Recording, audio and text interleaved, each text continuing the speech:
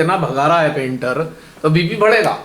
पर मेरे अंदर फीडिंग क्या है, 120 होना चाहिए, 80 होना चाहिए। लगा बीपी बढ़ गया मेरा तो। अच्छा, टेस्ट करा। अब चूंकि ये लगने लगा है कि बीपी तेरा बढ़ रहा है, अब जब आप ये सोचने लगते हो बीपी बढ़ रहा है, पता लगा और बढ़ गया बीपी आपका, क्योंकि आप ट्रॉमेटिक हो रहे हो, आप नेगेटिव सोचने लगे कि आपका बीपी खराब, बीपी बिगड़ गया है। तो हार्ट ने क्या किया, बैलेंस करने के लिए बीपी और बढ़ा दिया आपका, पंपिंग और बढ़ गई आपकी। अभी आपने देखा बहुत एंग्जाइटी हो जाती है तो पंपिंग बढ़ जाती है यहाँ की, देखा है? हार्ट बीट बढ़ी हुई होगी, बढ़ रही है तो बीपी भी बढ़ा हुआ होगा ऑटोमेटिकली। जो पंप चलता था पहले 1 मिनट में 70 बार, अब तो वो 90 बार चल रहा है, तो उसके हिसाब से ब्लड भी फ्लो कर रहा है, आपका बीपी बढ़ गया। फिर मेरे बाद में रहस्य समझ में आया कि मैं यही सोच रहा हूँ, बीपी बढ़ गया, बीपी बढ़ गया। छोड़ो, मैंने सांस रोक ली, ले कर ले क्या करे। सांस रोकी है, टेस्ट किया, बीपी डाउन हो गया। एक बार मिताली भी थी, 225 पहुंच गया। सुन रहे हो संविदा मैन, 225 बीपी। मैं कहा यार ये क्या हो रहा है बिना बात के। फिर मुझे लगा कोई सैलिन, ज़्यादा सोडियम तो नहीं खा लिया मैंने। फिर याद करा, अच्छा क्या क्या खाया था, पेस्ट्री खाई थी। फिर याद आया, अच्छा आज तो तूने छोले भटूरे भी खाए। फिर मुझे सारी चीज़ याद आ गई। अब जब ये याद आ गई और ये डॉक्टरों की बात भी सुनी में, ये बीपी बढ़ाती हैं, तो ये याद करके मेरा बीपी और बढ़ गया। अच्छा जी, मैंने अपने फैमिली डॉक्टर से मैंने कहा ये बढ़ रहा है। उन्होंने गोली बता दी टेल्मा, कि भाई एक तो खाई लो और ज़्यादा लगे तो 2 खा लो। मेरी अंतरात्मा वो गोली खाने को तैयार नहीं बिल्कुल। अब चूंकि फैमिली डॉक्टर है, उन्हें तो मैं मना नहीं कर सकता, वो मेरे से नाराज हो जाएंगे कि भाई तुम मेरे पास आओ मत इससे। तो खैर खाली मॉनिटरिंग की, बोले मॉनिटरिंग करो। मैंने बारीकी से मॉनिटरिंग करी, मेरी मनोदशा कैसी कैसी होती है और बीपी कैसा होता है। पहले टेल्मा के कारण डाउन आया, मुझे पता लगा टेल्मा तो हार्ट बीट को घटाती है, उसकी जो नॉर्मल फंक्शन है उसे रिड्यूस कर रही है टेल्मा। ये तो खतरनाक आइटम है भाई, आर्टिफिशियली आपकी हार्ट बीट को घटाने वाली गोली है, तो आपको नुकसान तो पहुंचा देगी लॉन्ग टर्म में।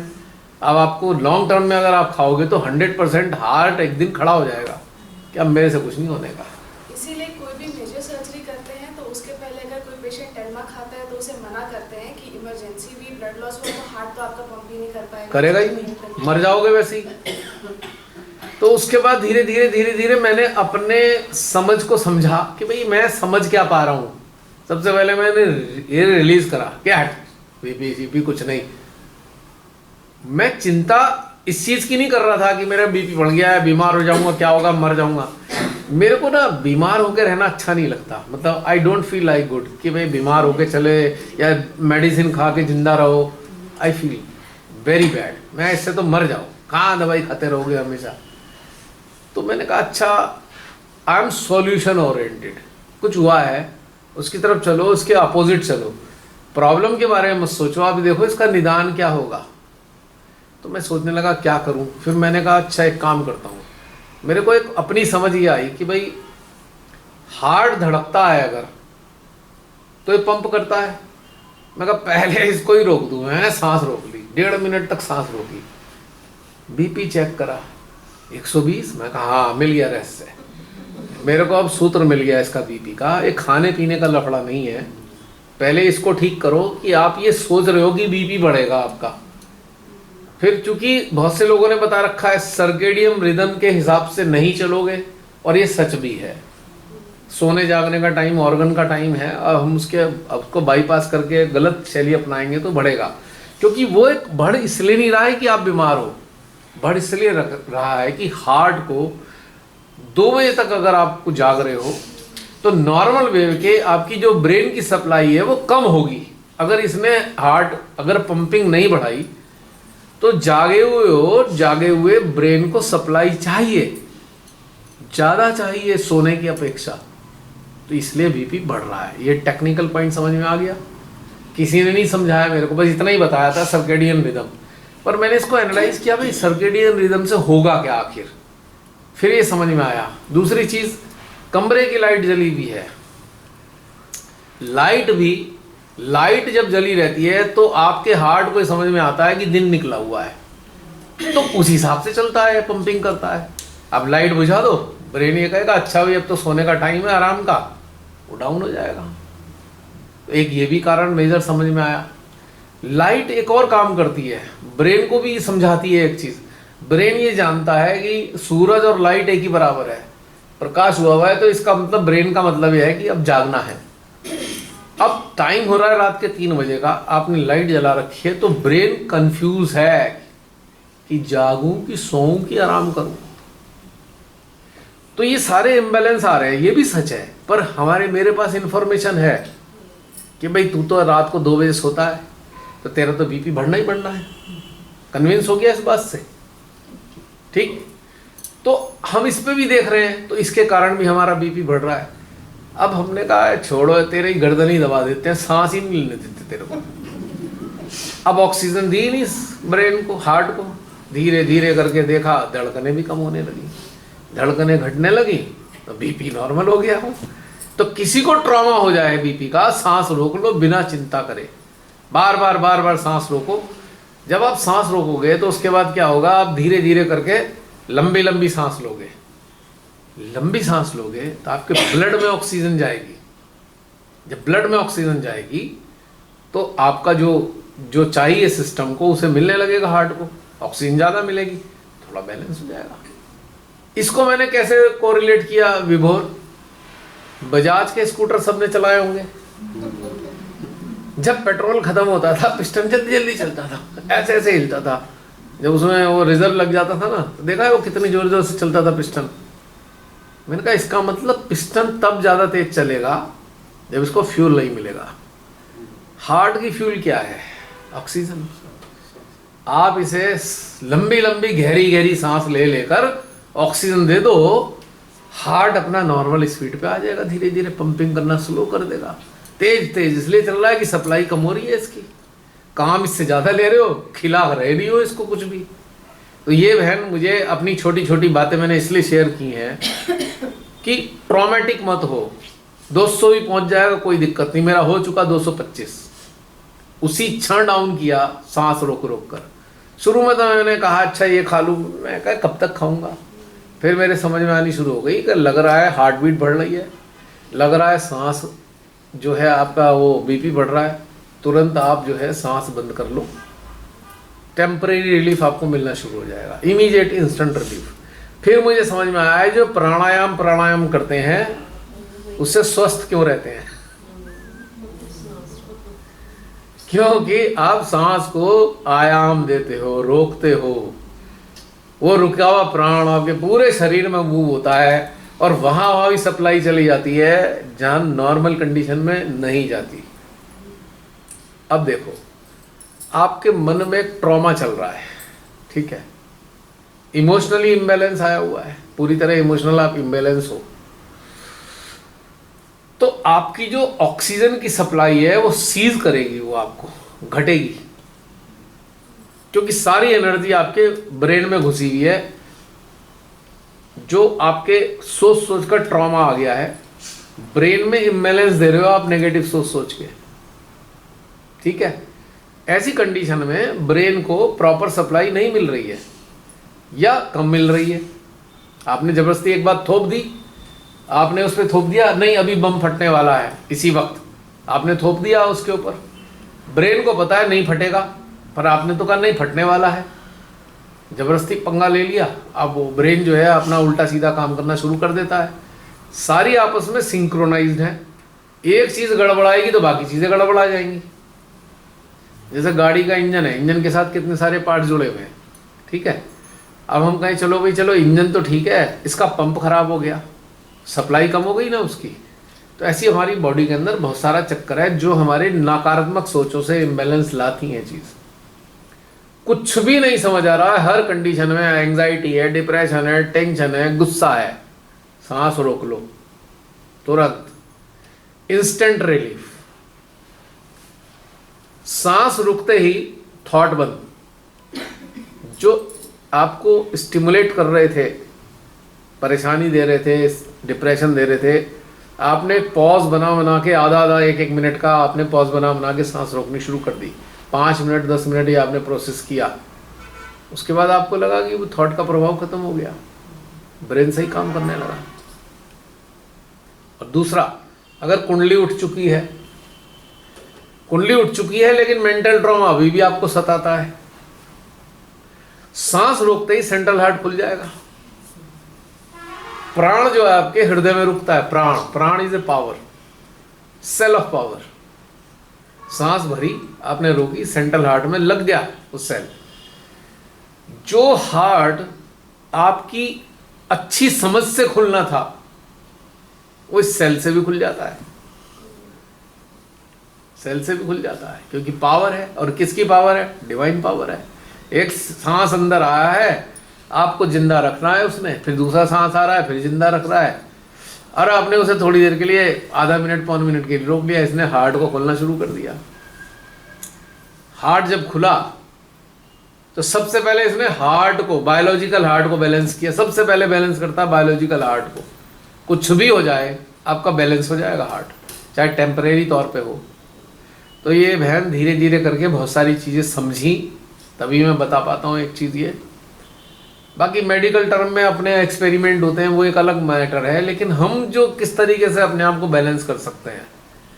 और टेम्परेरी रिलीफ लेने के बाद में अब आपको अपने अंदर घुसना है। अपने अंदर घुसने के बाद उन चीज़ों को हटा दोगे जो आपके ब्रेन को टॉक्सिन्स रिलीज करने के लिए मजबूर कर रही थी, तो आप काफ़ी ठीक हद तक काम करने लगेगा आपका सिस्टम। दो वर्ड्स आप कई बार यूज करते, कार्टिसोल और डोपामाइन, कुछ उसका भी बताते होते हैं ना, क्या गुड हार्मोन्स होते हैं? देखिए 4 प्रकार के गुड हार्मोन मैंने पढ़े हैं, मुझे पता नहीं बाकी हमारी पीछे बैठी हैं ये तो उनका फील्ड है, लेकिन मैं एक सरल भाषा में कह सकता हूँ गुड हार्मोन। अब उनके नाम पूरी तरह मुझे याद नहीं होते हैं, ठीक है, लेकिन एक बात पक्की है, जब आप नकारात्मक नहीं सोचते तो आपकी बॉडी को चलाने के लिए ब्रेन गुड हार्मोन रिलीज करता है। आपने कभी देखा है कि पानी सिप करके पीना बताते हैं बहुत से लोग, उन्होंने कहा भाई जो आपके अंदर सलाइवा आ रहा है, सलाइवा पेट में जाएगा वो बैलेंस करेगा, पर सलाइवा आ कहां से रहा है? कोई तो रिलीज कर रहा है ना। और चैनल क्या है? आप खोल के मुंह को देखेंगे, ऊपर एक 2 सुराख से दिखाई देंगे, कभी गौर करना, वहां से सलाइवा आता है। या पता नहीं कहाँ से पैदा होता है, मुझे टेक्निकल नहीं पता, लेकिन मैंने वो सुराग देखे हैं। और कई बार उसमें मीठा मीठा सा भी आता है। उसको प्राचीन काल के लोगों ने कहा अमृत पान करना। कब? जब आप नकारात्मक नहीं सोच रहे, अब कनेक्टेड स्टेट में हो, तो एक रिलीज आता रहता है, वो आप उसे पेट में ले जाते हो, बाहर तो नहीं निकालते, उसे स्पिट तो नहीं करते, तो वो आपके सिस्टम को भी बायोलॉजिकली बैलेंस कर रहा है। हमारी बॉडी केमिकल ओरिएंटेड है, डिफरेंट टाइप के केमिकल हमारे अंदर रेगुलरली प्रोड्यूस होते रहते हैं, और निगेटिव केमिकल भी प्रोड्यूस होते हैं, पॉजिटिव भी होते हैं। स्वस्थ रहने का एक ही सिंपल तरीका है, इन केमिकल को बैलेंस कैसे करें, बस शारीरिक स्तर पे। और ये स्टीयर होते हैं आपके थॉट प्रोसेस से। पॉजिटिव थॉट्स हैं तो पॉजिटिव केमिकल रिलीज होंगे, सीधी बात है। आप खराब शराब भी खा रहे हो, थोड़ा बहुत असर हो जाएगा, बाद में ठीक हो जाओगे, क्योंकि बेसिक चीज़ तो ठीक है। फॉरेन एलिमेंट आपने ओरली आपने कुछ खराब खा लिया, जो स्टेल है, जो गलत मतलब खराब चीज़ें लिए हुए, उसके अंदर कंटेमिनेशन है, उसमें नेगेटिव एनर्जी मौजूद है। किसी ने गाली दे दे के खाना बनाया है गाली दे दे के खाना बनाया हुआ है, वो आपने खा लिया, वो उसके साथ कचरा आया हुआ है आपके अंदर, कुछ देर तक तो असर करेगा। प्राचीन काल में बहुत सारे नौकर चाकर सब रखा करते थे, लेकिन जो सुलझे हुए लोग थे कहते थे देखो जी सारे काम ठीक है, तो खाना हमारी घर की स्त्री बनाएगी। कारण क्या था? यही कारण था। या आप अपने जो घर में आने वाला सपोर्ट सिस्टम है उसको इतना प्रसन्न रखो वो कोस कोस के खाना ना बनाए। तो आपको खाना वाइब्रेट करने की जरूरत नहीं। या आपका एनर्जी फील्ड ऐसा हो कि आपके सामने थाली लग के आई है तो आपके एनर्जी फील्ड ने उसे वैसे ही वाइब्रेट कर दिया। आपकी दृष्टि पड़ी आलू की सब्जी, वाइब्रेट हो गई, कड़ी वो भी वाइब्रेट हो गई। टीवी देखते खाना खाते हैं ना? हैं? टीवी देखते देखते खाना खाते हैं। तो वही आ जाता अंदर। उसमें चल रहा है सास बहू वाला सीरियल, खाना खाते हुए। हुआ क्या फिर? भैया जैसे बीपी का है ना, हाँ। तो जिसे कहते हैं ना कि मतलब एक बार जो टैबलेट शुरू हो जाती है तो फिर नहीं, ऐसा कुछ नहीं है, हाँ? कुछ नहीं है। मतलब जैसे नहीं लो तो फिर उसका अगर आप डरे हुए रहोगे, खानी पड़ेंगी तो खाते ही रहोगे, क्योंकि डर गए आप। आपने कहा छोड़ो फेंको इसे, हो गया, खा लिया वालिया तो ठीक हो जाएगा। एंग्जाइटी अभी तो पूरी कहानी सुनाई कि अगर आपको ये लग रहा है कि आपको बीपी आ रहा है तो आपको बीपी बढ़ता ही चला जाता है, क्योंकि आपकी साइकी पे डिपेंड कर रहा है सारा। आपने हार्ट को ट्रॉमा दे दिया ना। अब हार्ट कह रहा है बेटा तुझे 70 साल जिंदा रहना है, 80 साल जिंदा रहना है, 100 साल। हमने कहा नहीं, हम तो मर जाएंगे बीपी हो गया। तो हार्ट को समझ नहीं आ रहा कैसे बिहेव करूं। नहीं, जैसे डॉक्टर कहते हैं ना कि नहीं, मतलब उस वो टाइम बीपी पे ना लेनी उस पेशेंट का सिर भारी होने लगता है जब स्किप होती है ना, मतलब उनको बस सिम्टम आने लगता है कि मैं अब ले लूं इसको। वो एक प्रकार का ड्रग ही तो है। आप जो है सीडेटिव लेना शुरू कर दो। सीडेटिव कोई भी, आपको नींद नहीं आती, आपने सीडेटिव लेना शुरू करा, धीरे धीरे आपका ऐसा हालत हो जाएगा बिना सीडेटिव के सो ही नहीं पाओगे, होता है। क्योंकि ब्लड के अंदर चला गया वो सीडेटिव। अब आपके उसमें हैबिट ट्रांस हो गई। आप ड्रग नहीं लेना चाहते पर आप ड्रग ले ही रहे हो ऑलरेडी। लेकिन डॉक्टर लोग डरा देते हैं कि अगर बीच में डॉक्टर लोग बताते हैं लेना चाहिए। मैंने आपको इतना सरल रास्ता तो बताया। सांस रोकने की प्रैक्टिस करना शुरू करो, गोली वोली सब फेंक दोगे बाहर। खैर मैं अपने दूसरा, मेन कॉज नहीं जा रहा ना अगर, तो सांस रोकने का काम टेम्परेरी होगा। मेन कॉज क्या है? Negative thinking. बड़े आपने कहा मैं तो मर जाऊंगा, हार्ट में कौन बैठा है? ठीक है, चाहे वो डोरमेंट स्टेट में हो चाहे वो एक्टिव स्टेट में हो, है तो शक्ति ना। आप होते कौन हो डिसाइड करने वाले? मैं तो बीपी से मर जाऊंगा, बीपी बढ़ेगा मर जाऊंगा, कौन डिसाइड करने वाले होते हो? पर आपने तो जड़ हो गए, नहीं मैं तो मर सकता हूँ, मैंने गोली नहीं खाई, अब तो मैं मर जाऊंगा, बीपी बढ़ जाएगा, मेरा सर फट जाएगा, ब्रेन फट जाएगा, ये हो जाएगा। आपने डिसाइड कर रखा पहले ही। तो आपने ब्रेन को ट्रॉमा दे दिया ना, तो क्या करेगा? हार्ट आपको बचाने के लिए पंपिंग बढ़ा देगा, क्योंकि आपने निगेटिव चीजें फोर्स कर दी। ब्रेन ने टॉक्सिन्स रिलीज करने शुरू कर दिए। वो टॉक्सिन्स आपको बहुत नुकसान दे सकते हैं। तो हार्ट ब्रेन के निकाले टॉक्सिन्स को काउंटर बैलेंस करने में लग गया, उसने अपनी फंक्शनिंग बढ़ा दी।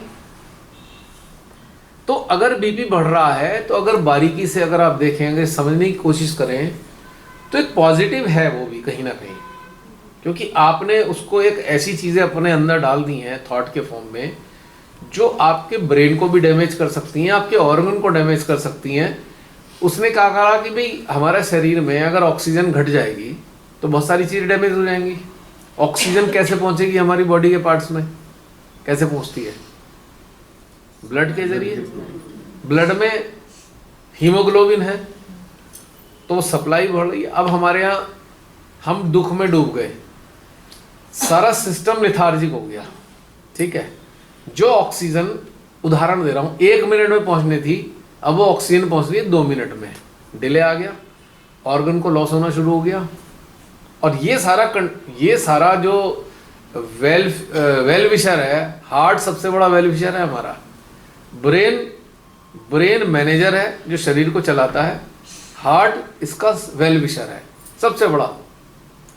तो हार्ट को लगा यार ये तो गड़बड़ हो जाएगी, उसने क्या किया, लिथार्जिक सिस्टम को ठीक करने के लिए उसने पंपिंग बढ़ा दी, बीपी बढ़ गया। अब वो कोलेस्ट्रॉल वाली कहानी तो अलग है ही, लेकिन हकीकत में हो तो यही रहा है ना। आप कभी भी स्वस्थ हो, आप कभी जागना 3-4 बजे तक, 3 बजे तक, आप तब अपनी हार्ट बीट या पल्स रेट देखना, और रात शाम को 7 बजे देखना, आपको अंतर मिलेगा, रात को बड़ी भी मिलेंगी आपकी अक्सर। क्योंकि उसको ज़्यादा मेहनत करनी पड़ी, आपको जगाए रखना है। जैसे अब हम जागेंगे, चेक कर लेना धड़कनें बढ़ती नहीं, बढ़ेंगी, अच्छा जागेंगे। लेकिन नहीं बढ़ेंगी धड़कनें, क्योंकि एक पॉजिटिव चीज़ भी आपके पास आ रही है, जो सुप्रीम चीज़ है, वो है डिवाइन एनर्जी। और उससे जॉय मिलेगा। वो इतनी सुपर इंटेलिजेंट है, उसे पता है कि ये इस कनेक्टेड स्टेट में रहने वाले हैं। बायोलॉजिकली सारे जो सिस्टम को ये बाईपास करके काम कर रहे हैं, सारे रिदम पिदम, सारे सर्केडियन रिदम को तहस नहस कर दिया इन्होंने। मैंने इन्हें अभी भी नॉरिश करना है। खाना खाना बंद कर दो, मेडिटेशन में रहो, 7 दिन 8 दिन तक जिंदे रहोगे, तब भी कमजोर नहीं होने के, एनर्जी लगातार आती रहेगी, लगातार आती रहेगी, वो सारा नॉरिशमेंट देगी। तो हस्बैंड देते हैं ना, जैसे तो अगर वो बीच में छोड़ देते हैं तो मैं उनको मतलब कहती रहती हूँ, आप छोड़ो नहीं, आप ले क्या बीपी की दवाई। देखो तो आपको, इसलिए मैं पूछ फिर रही आपको थी, उन्हें मैं चिंता है ना, उनको कहती रहती हूँ कि नहीं आपने छोड़ क्यों दी बीच में। आपको चिंता है ना, कहीं ऐसा ना हो कुछ गड़बड़ शड़बड़ हो जाए। नहीं, मतलब जैसे डॉक्टर आ देते हैं ना, तो इसलिए। अब मेरे को भी बताया था, मेरे बहुत अच्छे वेलविशर हैं, वो डॉक्टर हैं, वो कह रहे भाई लेते तो रहो। तो मैंने कहा कैसे लूँ, मेरा हृदय तो मान नहीं रहा। मतलब मैं इतना पागल हूँ, मैं मरना मंजूर है, मुझे गोली खाना मंजूर नहीं, फ्रैंकली स्पीकिंग। झंझट है ये तो बहुत ही, हर समय गोली खाते रहो। तो कहने का मतलब ये है कि भाई आपको जिंदा किस लिए रहना है। अगर कॉज स्पिरिचुअल है तो जिंदा भी रखा जाएगा। आप स्पिरिचुअल कॉज को जीते हुए भी बोर हो गए हैं, बेकार है दुनिया ये, तब भी मर जाओगे।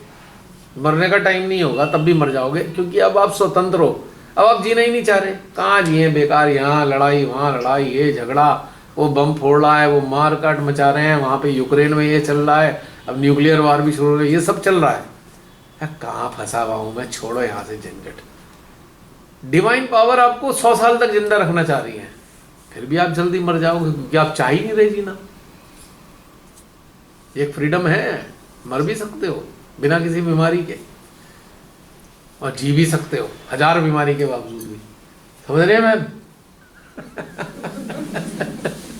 आज शिमाता ने चैप्टर मेडिकल चला दिया। वो मेरे सहजी कहेंगे वैसे तो तुम बहुत सारी बातें करते हो, हॉस्पिटल खोल दिया सहज में, अब ये क्या पूरा हॉस्पिटल खुला पड़ा है? पर इस वाले हॉस्पिटल में और उस वाले में अंतर है। तो कहने की बात यही है कि हम ही अपने आप को बीमार करते हैं, हम ही अपने आप को ठीक करते हैं, लेकिन एक हद तक कुछ जीन्स भी लेके आए। वहीं से शुरू करूंगा जहां से शुरू किया था, वहीं आ रहा हूं। उस टेम्परामेंट के कारण हमारी बीमारियां मैनिफेस्ट हो रही हैं, बट वो ठीक हो सकती है, ये कहना चाह रहा हूं मैं आपसे। और अगर आपने शरीर के बनाए हुए सिस्टम को ही डैमेज करा दिया तो फिर कोई चांस नहीं है, क्योंकि आदि शक्ति मां हील किससे करेगी आपको? जो होगा उसी से तो हील करो, जो चीज है ही नहीं। किसी ने कहा भाई हमने तो अपना कटवा दिया ये सारा, तो अब वो हील कैसे करेंगी? आपने तो उनका चांस ही खत्म कर दिया। और एक बात और बता रहा हूं, हॉट लाइन चल रही है। अगर आपने बाई विल किडनी ले ली किसी से अगले जीवन में और उसने डोनेट कर दी, उसे किडनी नहीं मिलने वाली आगे अगले जीवन में। अगर जन्म हो गया उसकी किडनी गई, एक मिलेगी नहीं उसको। ठीक है? और आपने सोचा कि ये ट्रांसप्लांट करा लूं, तो ये बिल्कुल नेचर के अगेंस्ट है। मैं कोई मेरी बात का बुरा ना माने, आपके फैमिली मेंबर भी प्लीज ना माने बुरा, पर मैं कोर चीज बता रहा हूँ बिल्कुल। जो हस्बैंड वाइफ जैसे बीमार है तो वो देते हैं उनको, तब भी ये चीज अप्लाई है। वो तो अलग अलग यूनिट है ना, सोल तो अलग अलग है ना सबकी। उनको अधिकार किसने दिया अपनी किडनी डोनेट दो? Who has given right? क्या गॉड ने दिया? दधीची ने बहुत बड़े कॉज के लिए हड्डियां दे दी, तो मरना तो पड़ा ना उनको। और भी तो इवॉल्व हो सकते थे, वो सिद्धियों तक सीमित रह के मर गए ना, इवॉल्व नहीं हुए ना। इतनी सिद्धियां प्राप्त की, वही मेरी हड्डियों से शक्तिशाली वो बना लो, चलो ठीक है, एक कॉज उनका गुड कॉज था, बाद में दधीची का क्या हुआ, आए क्या दोबारा वो? क्यों? अब उन्होंने हड्डियां ही दान दे दी तो किस पे टंगेगा उनका ढांचा? दोबारा तो मिलने वाली नहीं, जो चीज दान दे दोगे वो तो नहीं मिलती। प्रकृति भी इस बात को समझती है कि दोबारा तो चाहिए नहीं इसको, इसने मरने के बाद भी देते हैं दान, आईज वगैरह ये सब। अगले जीवन में मिलती नहीं है, तो शिमाताई के शब्द हैं। अब दे तो दो पर मिलेगा नहीं अगले जीवन में अगर जन्म लेना चाहोगे। देखा देखी तो बहुत लोग अब यही कर रहे हैं ना, आईज डोनेट कर जाओ, वो कर जाओ। देखो एक बात सोचो, सब चीजों के पीछे ग्रीड नहीं है क्या? अब बताओ, है नहीं है ग्रीड? अच्छा कर्म जो चीज दोबारा बन सके उसे दे दो, जो ना बन सके वो मिलेगी नहीं। ये बॉडी में से तो वो आइस का वो निकाल लेते हैं ना, when you are मरने no के more, बाद। तो फिर तो मरने ये के तो बाद। बॉडी है ना, वो बॉडी में से आपने आइस आप हमें ही तो लग रहा है अगला जन्म उसका हो गया तो उसने तो डोनेट कर दी ना, बाई विल करिए ना, वो नहीं मिलने की। जो चीज प्रोड्यूस हो जाए दे दो, कोई दिक्कत नहीं। जैसे ब्लड है, इमरजेंसी आ रही है दे दो, दोबारा पैदा हो जाएगा ना ब्लड। लीवर दे दो इतना हिस्सा, लीवर दोबारा प्रोड्यूस हो जाएगा ना। पर किडनी कहाँ से होगी प्रोड्यूस? पर ब्लड लेने से भी तो कर्जा चढ़ जाएगा। वो लेकिन फिर भी बहुत मेजर प्रॉब्लम नहीं है ना। कर्जा उतार भी दोगे ना अगले जन्म में, आप दे दोगे ब्लड, और क्या होगा? आज आपको मिल गया, अगली बार आप दे दोगे। लेकिन किडनी कहाँ से प्रोड्यूस करेगा शरीर? किडनी को शरीर बना नहीं सकता ना, लीवर को बना देगा। अगला जन्म नहीं लेना हुआ तो हमें तो ब्लड लेने से दिक्कत नहीं, अगर आप कनेक्टेड हो, कनेक्टेड पर्सन को किसी चीज से दिक्कत नहीं है। लेकिन बॉडी पार्ट्स देने में क्या होगा, वो मिलेंगे नहीं अगली बार, ये बात तो तय है। जो बन नहीं सकता वो देना खतरनाक है, जो बन सकता है दे दो। भैया यूके में ना अभी तक काफी टाइम तक ये सब प्रोहिबिटेड था कि कोई भी ऑर्गन डोनेट नहीं कर सकते।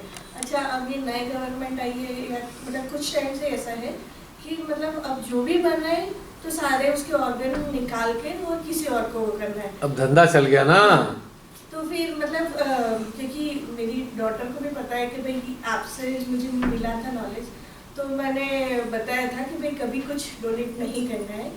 तो फिर उसने बताया कि मम्मा ये आया है, तो फिर वो फॉर्म होता है, तो मैंने उसमें मतलब वो भेजना रहता है ये वेबसाइट पे, तो डाल दिया। और फिर वो मैंने डिक्लेयर कर दिया कि नहीं, मुझे कुछ डोनेट नहीं करना है ऐसे।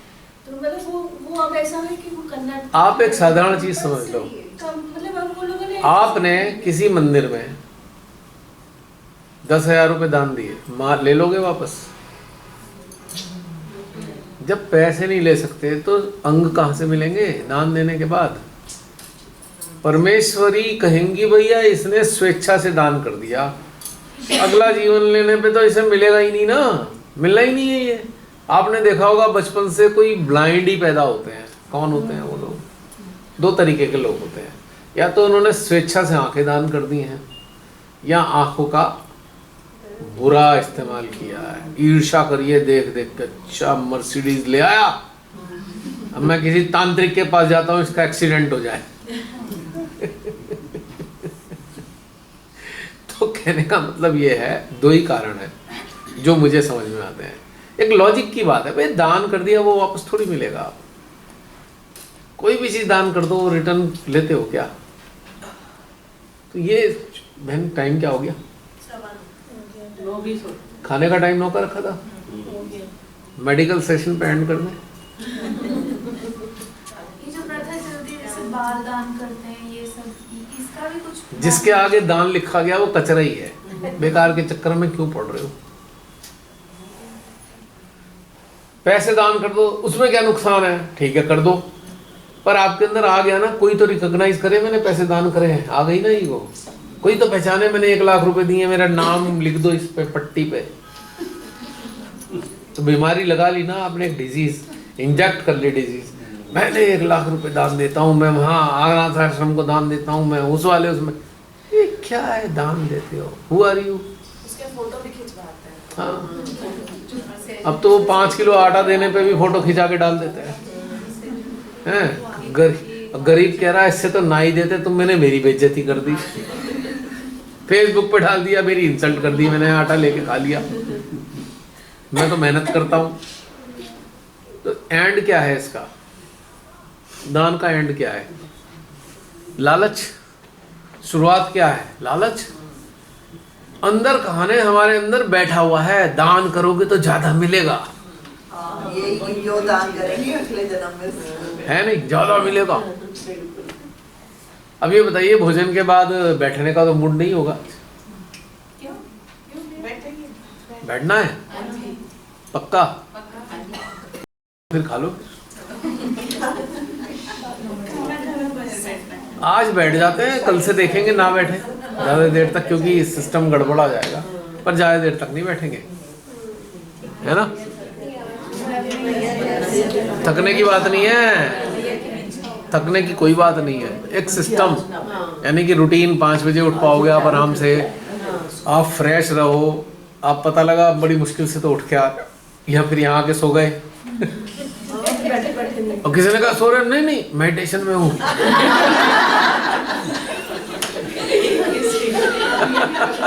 नहीं नहीं कहाँ सो रहा हूँ, खर्राटे तो आ रहे हैं। नहीं, वो आ जाते हैं जाके जाके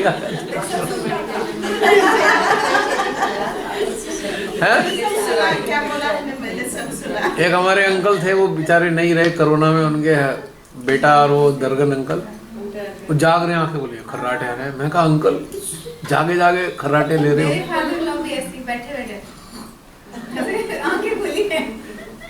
क्योंकि वो उसमें चले गए, योग समाधि में चले गए।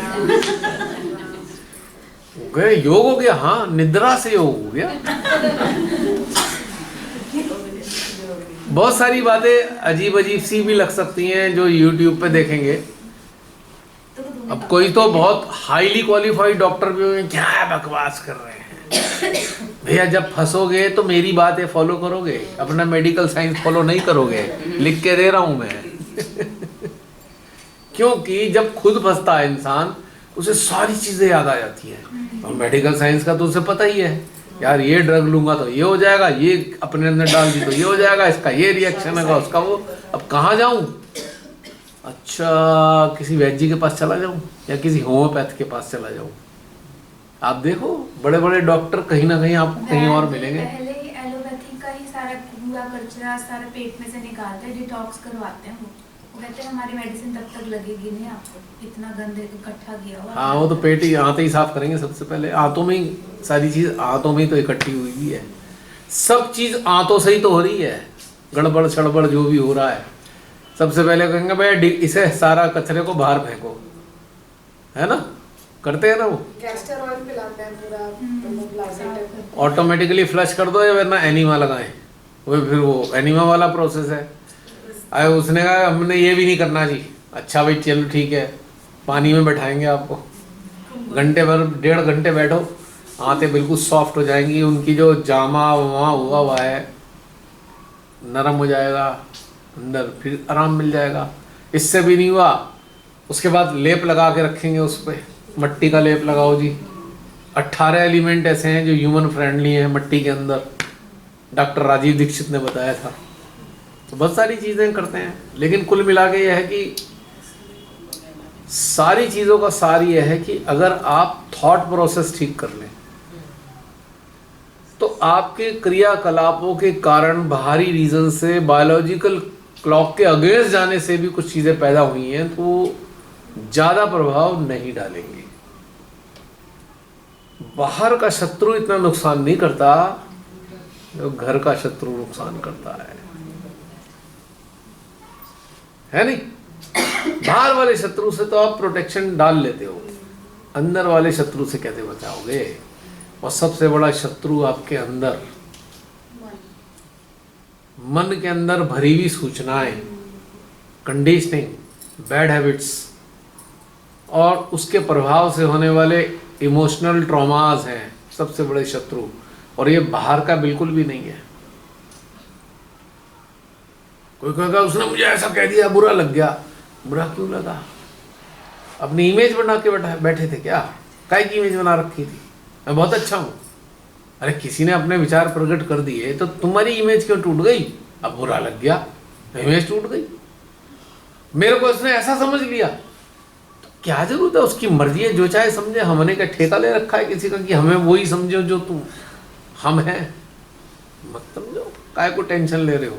घर घर में इसी चीज की टेंशन है, उसने हमें ऐसा समझ लिया, ठीक है, समझ लिया, काम खत्म, उसकी अपनी समझ है। तो ऐसे एंड कर देना चाहिए इस चीज को।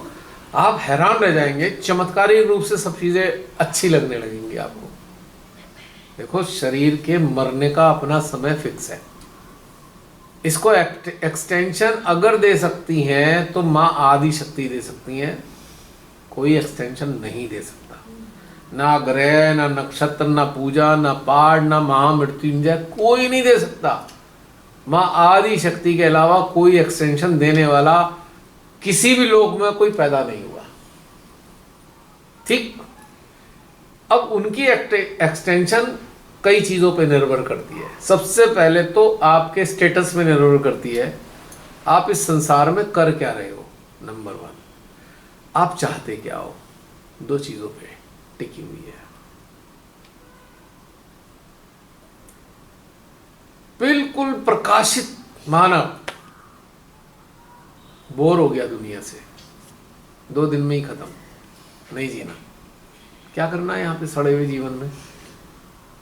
उसी प्रकाशित मानव को ये रियलाइज हो गया, माँ तेरे से काम लेंगी, तो पता लगा मर ही नहीं रहा वो, तो शरीर भी ठीक ठाक चल रहा है। 100 साल हो गए जी, 90 साल, 110 साल हो गए, 120 साल हो गए, ठीक है। बॉडी, इसके सारे वाइटल्स भी, हेल्थ के वाइटल्स भी परफेक्ट चल रहे हैं। नहीं भी चल रहे तो भी कुछ नहीं हो रहा, चल रहा है काम। अगर आपके अंदर ये चीज़ फिक्स हो गई कि भाई माँ ने जिम्मेदारी दी है, तो एक्सटेंशन मिल जाएगा, क्योंकि आप काम कर रहे हो जिसके लिए आपको तैयार किया गया, जिसके लिए आपको। अब पर आदि शक्ति आपकी डिजायर का सम्मान करती है।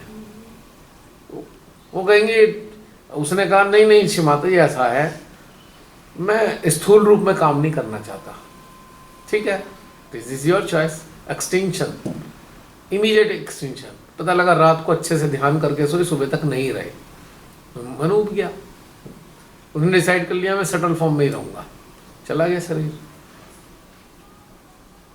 डॉक्टर ने कहा जी हार्ट अरेस्ट हो गया। जब जाएगा अंदर से सोल तो अरेस्ट ही होगा, फेल भी नहीं है, हार्ट अटैक भी नहीं आया, अरेस्ट, खत्म, एकदम बंद हो गई। मुट्ठी खुलती और बंद होती थी, बंद ही रह गई, बस खत्म, फिनिश। तो अब मेडिकल साइंस को तो कोई रीजन बताना पड़ेगा ना, आखिर हुआ क्या। मेडिकल साइंस के पास जितनी समझ है उसने कह दिया जी हार्ट अरेस्ट हो गया या हार्ट बंद हो गया। हार्ट अटैक एक अलग चीज है, लेकिन हार्ट अरेस्ट खत्म। 2 कारण से हो रहे हैं, कोई ऐसी खतरनाक टॉक्सिन्स आपके अंदर चली गई, इंजेक्ट हो गई है, सीधी अंदर घुस गई और उसने रोक दिया सारी फंक्शनिंग को, या आपके अंदर की इच्छा खत्म हो गई, मुझे जीना ही नहीं है शरीर से। तो दोनों कारण है मैम, तो आप डिसाइड करो जीना है कि मरना है। हाँ, मैं तो अपने लिए भी कहता हूँ, भाई जीना चाह रहा है क्या करेगा, अच्छा ठीक है, तो मैंने शिवाजी पे छोड़ दिया, तुम्हारी मर्जी है कितना रखना चाहते हो। सबसे आसान तरीका बताया मैंने, वहाँ पे छोड़ दो। ये चीज तो वहाँ पे छोड़ता नहीं कोई, जो नहीं छोड़ना चाहिए वो वहाँ पे छोड़ देते हैं। खुदाई करनी थी वो वहाँ पे छोड़ दी, अरे जिंदगी वहाँ पे छोड़ो, लफड़ा खत्म हो गया। काय की हारी काय की बीमारी, वो तो उनके हाथ में है, उनके हाथ में ही रहेगी, वो देख लेंगी कितना रखना है इसे, खत्म हो गया ना। चलो इसी बात पे भोजन कर लिया जाए सबको। जय श्री माता जी। कोई मेडिकल चैप्टर से बोर तो नहीं हुआ? पक्का है? मैं कोई नॉलेज पॉलेज नहीं है, वो बैठी पीछे सुमिता बहन, पता नहीं क्या सही है क्या गलत मुझे नहीं मालूम, पर जो आ रहा है वो जा रहा है। क्या चीज? कितने बजे अब आना है यहाँ? पता नहीं मुझे तो इतना पता है, एक आ रहा है एक जा रहा है, सही है गलत है मैं नहीं जानता, आई डू नॉट नो। कितने बजे आना है यहाँ पे भैया? आप लोग ही बताओ, मुझे नहीं पता। कितने बजे आना है?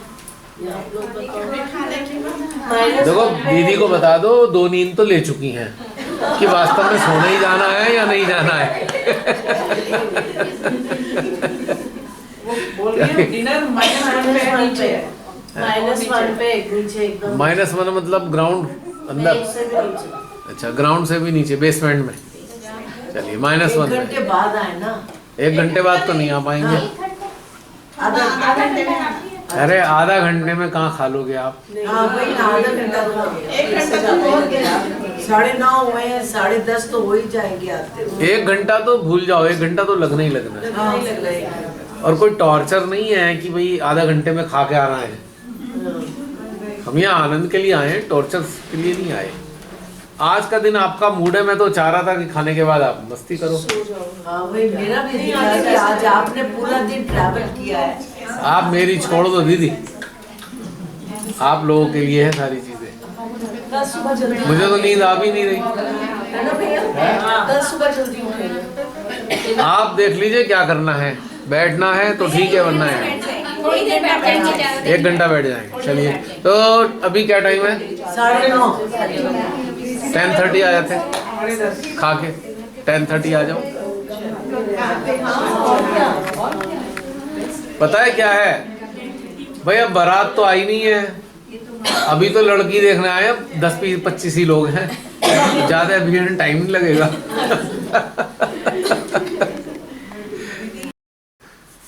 जय श्री माता जी। शुरुआत होती है पोस्ट डिनर सेशन।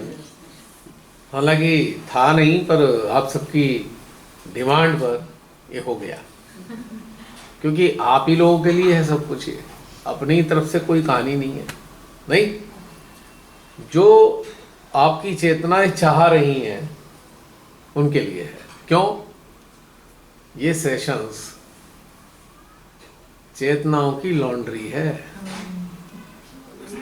चेतनाएं धुल पुछ कर स्वच्छ होती हैं। आपने महसूस किया? श्री माता जी ने व्यवस्था केवल इसीलिए कर रखी है भाई, धोने पोछने का काम। जो प्रिमिटिव स्टेटस रहे मेडिटेशन के, उनमें चेतनाएं धुल पाती थी, जैसी डाली वैसी निकली। दाग गए, चेतनाओं के ऊपर लगे हुए दाग छूटते थे?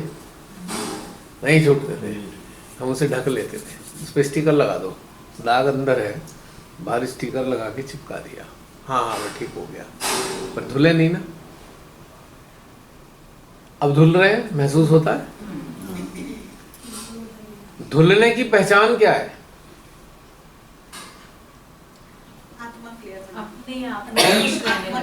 एग्जैक्टली, धुलने की पहचान ये है, प्रसन्नता देर तक टिकने लगी है, आनंद रहने लगा है, ये धुलने की पहचान है। अगर धुले नहीं होंगे तो आप ऐसे रह ही नहीं सकते। दूसरी बात, चलो ऋषिकेश देहरादून तक की तो बात अलग थी, यहां तो ना आ पाते, लिख के दे रहा हूं। इतनी दूर दूर से आप नहीं आ पाते। अगर धुली हैं तभी यहां दिखाई दे रहे हैं, और सबसे बड़ी पहचान यही है, प्रेजेंस। भाई किसी के साथ कोई दुर्घटना हो गई तो बात अलग है, लेकिन अदरवाइज नहीं आ सकते थे, क्योंकि धुलना ही एकमात्र पर्पज रहा है ध्यान का। नहीं, एक स्तर था, कुंडली का ऊपर आना जरूरी था, तो सारे पहले के प्रयास ये थे कि कुंडली ऊपर रहे। अब नेक्स्ट स्टेप, कुंडली तो ऊपर आके बैठ गई, लो मैं आ गई, बैठी हूं, अब क्या करने का? अब क्या करें मां? मजा ले रहे हैं ना? तुम तो मजा ले लेते हो, मेरी तो मुसीबत है। जब तुम मां के सामने होते हो तब तो मैं ऊपर होती हूं, अपने संसार में वापस जाते हो तो फिर मुझे काल कोठरी में घुसा देते हो। मुझे तो परमानेंट सॉल्यूशन चाहिए।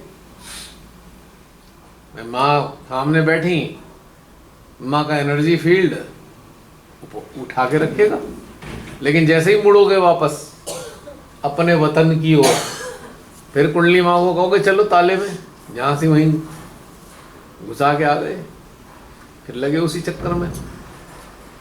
कितनी समस्या कुंडली माँ के लिए।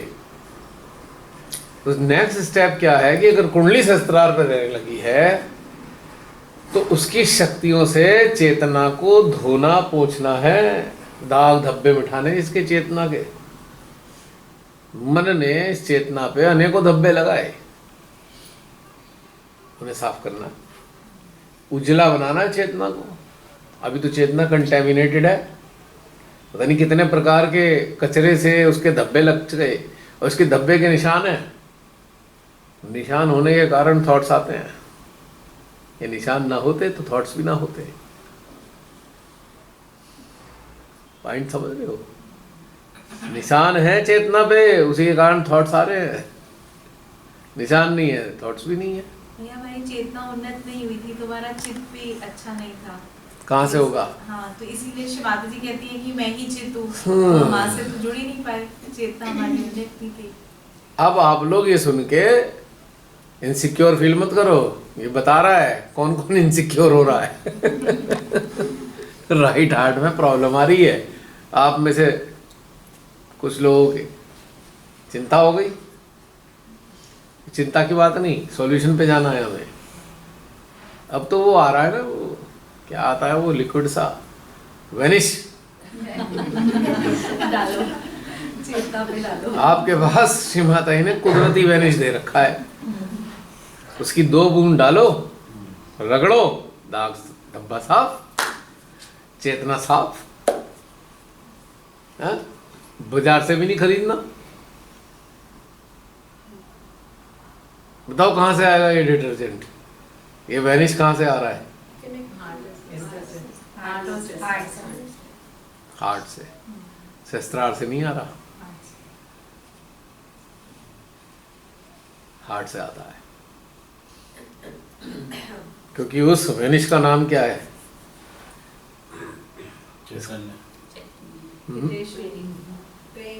यस। चैतन्य तो पहले भी आ रहा था, दाग धब्बे तो ना छूटे। पर वो जो नेचुरल लव है ह्यूमैनिटी के लिए, और उससे भी बड़ा, ह्यूमैनिटी के साथ उससे भी बड़ा है इवॉल्व होने वाले मानवों के लिए, जो इवॉल्व होना चाहते हैं, स्पेशल लव, वही वेनिश है। एक्चुअल वेनिश वही है, चैतन्य नहीं है। जब धब्बा लग जाता है, डिटर्जेंट डालते हो वॉशिंग मशीन में या हाथ से, जाता है धब्बा? नहीं जाता ना। तो स्पेशली इसका ट्रीटमेंट करना पड़ता है धब्बे का, डिटर्जेंट से तो नहीं जाता। शस्त्रार से तो डिटर्जेंट आ रहा है, इसके अंदर एक केमिकल और मिलाया जा रहा है सेंट्रल हार्ट से, तब जाकर ये काम कर रहा है, चेतना के धब्बे मिटा रहा है, उससे पहले नहीं मिटा पाएगा। याद करो श्री माता जी की वाणी, एक काम तो मैंने कर दिया, दूसरा तुम्हें करना है। बताओ क्या? हृदय को खोलने का। शस्त्रार मैंने खोला, हृदय तुमने खोलना है, क्योंकि वो मेरी मर्जी पे निर्भर नहीं कर रहा, वो तुम्हारी मर्जी पे निर्भर करता है। अगर आपके अंदर ये चीज है तभी हृदय खुलेगा, अन्यथा नहीं खुलेगा। धब्बे वाली कमीज पहनते रहो, वॉशिंग मशीन में रोज डालो, धब्बा नहीं जा रहा, कम हो गया थोड़ा पर गया नहीं है। तो प्रेम जब तक नहीं मिला तब तक ये धब्बा जा ही नहीं सकता। और प्रेम में भी एक शर्त है, पाने की इच्छा रखोगे प्रेम तो जाएगा नहीं धब्बा, जैसे ही देने पे आओगे तुरंत चला जाएगा। है नहीं इंटरेस्टिंग बात? कितना कमाल की बात है। आप फीलिंग रखो देने की, गया, चेतना स्वच्छ हो गई एकदम से। अजमा के देख लेना कभी भी।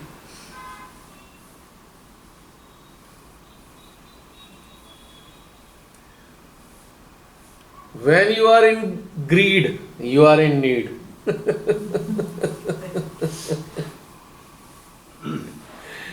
When you are in need, there are thousands of deeds. ये करो, ये करो, ये करो, ये करो. और when you think, oh, देना है, इसको भी देना, उसको भी देना, उसको भी देना, बिना किसी आकांक्षा के, अपेक्षा के, खत्म, फिनिश. कुछ करना ही नहीं, उसके बाद सारे डीड्स खत्म हो गए. है कोई डीड उसके बाद? क्या है? अच्छा, देने का भाव रखना है, करना तो कुछ है नहीं. उधर बहुत कुछ करना पड़ेगा. ग्रीड, नीड और डीड, कितने काम हो गए. और नीड के, डीड के बाद क्या हुआ? उसके रिपकर्शन आ रहे हैं, रिएक्शंस आ रहे हैं दुनिया भर से. जो करके आ गए उसके अब रिएक्शन झेलो. यहां क्या है? किसी ने कहा भाई मैं तो बहुत नोबल काम करके आ रहा हूं. क्या करके आ रहा है? जी मैंने मंदिर में 1 लाख रुपए दान दे दिए. ठीक है, उसके रिएक्शन क्या आ रहे? अंदर लग रहा है मैंने दान दिए. आ गई मुसीबत. एक नाग तैयार हो गया, जहरीला हो गया. किसको डसने वाला है? खुद को. एक दंश खुद को तो दूसरा दूसरे को. फिर दूसरा दंश क्या है?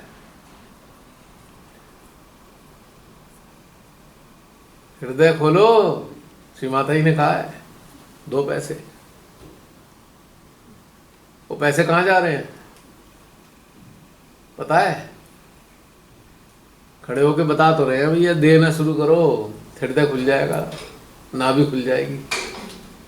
भैया दूसरे की तो नाभि खुली, तुम्हारी किस्मत खुल गई. फ्री फंड का मिलने लगा. फ्री फंड का मिलने लगा, मुसीबत लेके आ गए. तो ये गेम है खाली. तो कितने सारी एक काम से कई मुसीबतें खड़ी कर ली आपने. कर ली. इधर कुबेर नाराज हुए पड़े, मैंने तुम्हें संपदा दी, तुमने कूड़े में डाला है, नहीं देता तुम्हें. उधर माँ लक्ष्मी नाराज पड़ी हुई है, तुमने मानवता के विरोध में काम किया. मैं तुम्हें अपनी शक्ल भी नहीं दिखाऊंगी. अब आ गई मुसीबत. चले थे नाभि खुलवाने किसी की, अपना सब कुछ बंद करा बैठे. तो ये इतनी सारी चीजें तैयार हो जाती हैं. अब आप गिविंग में हो, ना तो ग्रीड है ना नीड है. हो गया आसान जीवन जीना. और जब देने का भाव है तो धब्बा आने का ही नहीं. कोई भी किसी भी चीज का धब्बा लग ही नहीं सकता आपके अंदर. जितने धब्बे लगते हैं वो डिमांड से आते हैं, ग्रीड से आते हैं. बताओ कहाँ लगेगा धब्बा, कैसे लग जाएगा धब्बा, बता देना. आज तक जितने भी लोग हुए हैं जो निर्वाज्य प्रेम से अभिभूत रहे, उनके जीवन में क्या प्रॉब्लम आई? कोई स्थायी प्रॉब्लम रही उनके जीवन में? यानी कि प्रॉब्लम को हम निमंत्रित देते हैं, आ जा.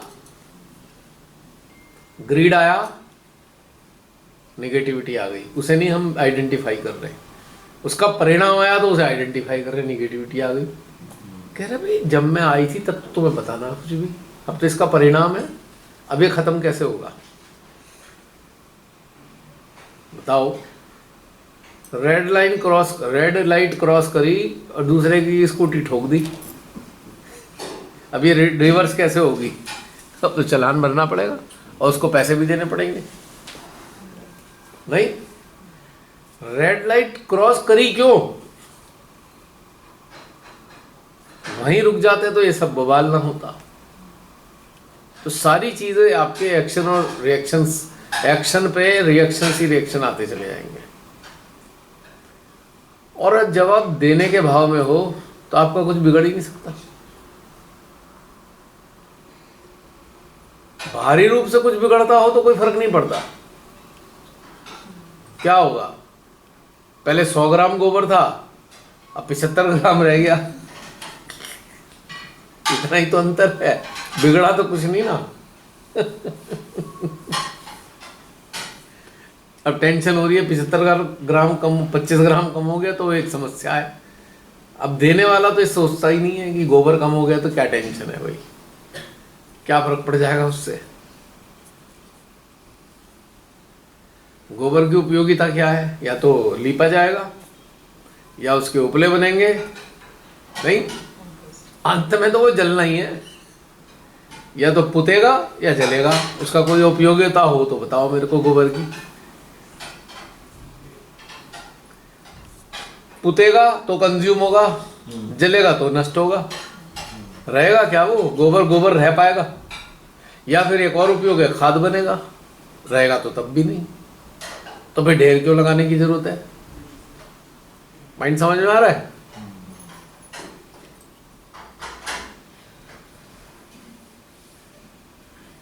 एक बात देखिए कि जिनके घरों में, जिनके गांव में गोबर गैस प्लांट लगा रखा है जिन्होंने, उनका गोबर बाहर दिखाई देता है? नहीं दिखता ना। यानी कि बाहर क्या दिखेगा? जो इस्तेमाल नहीं होगा। इस्तेमाल होके भी बाहर अगर है तो जो ज्यादा है गोबर, जितना गोबर आया उतना प्लांट में चला गया, तो बचा तो कुछ नहीं ना। यही हाल उस गोबर का है जो हम, जिसके चक्कर में पूरी जिंदगी निकाल देते हैं इकट्ठा करने में। क्या होता है? लिपा कहाँ? हॉस्पिटल में दे आए, लिप दिया, हॉस्पिटल में दे आए। एक्सीडेंट हो गया, फूक आए, या ऐब लग गए, ऐब में फूक गया वो, तो अब स्पेयर ही तो जाएगा। आपके पास स्पेयर है, कंज्यूम होने से जो बच रहा है उसका हो क्या रहा है? दुरुपयोग ही हो रहा है ना। अगर उस चीज को आप देने में लगा लो, किसी अच्छी चीजों में लगा लो, या नहीं मुझे तो वहां प्रोग्राम में जाना है, 25,000 खर्च होंगे, तो 25,000 लगा आए ना, सही काम में लगा आए। अस्पताल में नहीं जा रहे वो पैसे, ना एक्सीडेंट के उसमें किसी में क्लेम ब्लेम में जा रहे हैं, ना कचहरी में जाएंगे वो पैसे।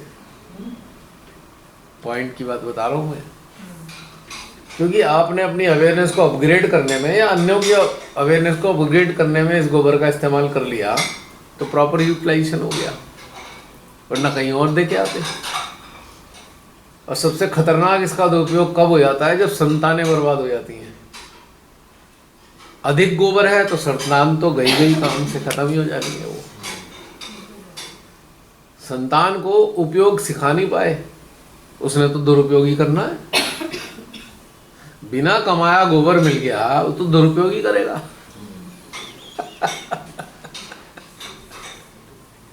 या किसी के मुंह पे लपेट देगा कुंदक में आके। कुल मिला के बात यह है कि अगर आप हिस्ट्री उठा के देखो, आसपास अपने चारों तरफ देख लेना, जिन्होंने आवश्यकता से अधिक बस इकट्ठा करने में ही समय लगा दिया, उनकी संतानों ने उसे नाली में बहा दिया। है एविडेंस है। यही पैसा अपने उत्थान में खर्च करते चले जाओ तो देखो क्या बढ़िया मजा आएगा।